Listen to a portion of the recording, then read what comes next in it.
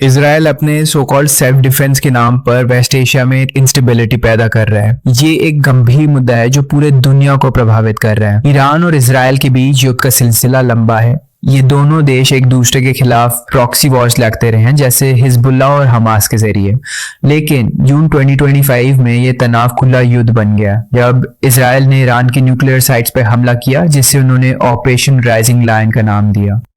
Israel का कहना है कि यह हमला सेल्फ डिफेंस के लिए था क्योंकि ईरान न्यूक्लियर वेपन्स बना रहा था। लेकिन ईरान ने इसका जवाब दिया और इसराइल पर बैलिस्टिक मिसाइल्स और ड्रोन से हमला किया, जिसे उन्होंने ऑपरेशन 2 प्रॉमिस 3 कहा।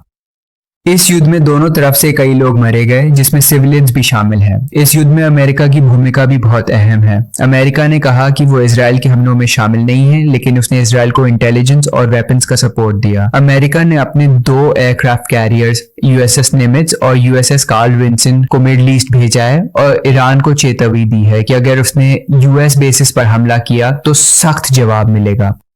लेकिन कुछ एक्सपर्ट्स का कहना है कि अमेरिका के सपोर्ट ने युद्ध को और भड़काया है। ईरान का मानना है कि अमेरिका के बिना इसराइल इतना बड़ा हमला नहीं कर सकता था।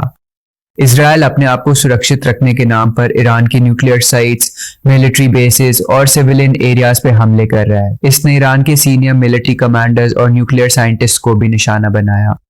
लेकिन ये हमले सिर्फ ईरान तक सीमित नहीं है। इसराइल ने गाजा, लेबनान और सीरिया में भी अपने ऑपरेशंस बढ़ाए हैं, जिससे वेस्ट एशिया में असंतुलन बढ़ रहा है।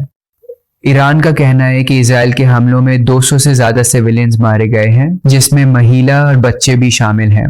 ये युद्ध ऑयल रूट्स जैसे स्ट्रेट ऑफ हॉर्मुज को भी खतरे में डाल रहा है, जिससे ग्लोबल इकोनॉमी पर बुरा असर पड़ सकता है।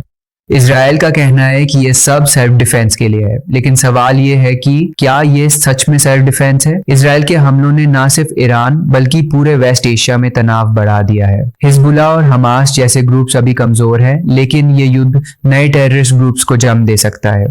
कुछ लोगों का मानना है कि इसराइल के इन अग्रेसिव एक्शंस के पीछे अमेरिका का हाथ है, जो ईरान के रिजीम को बदलना चाहता है। ये सब वेस्ट एशिया में एक बड़े कॉन्फ्लिक्ट का खतरा पैदा कर रहा है। युद्ध से सिर्फ बर्बादी मिलती है।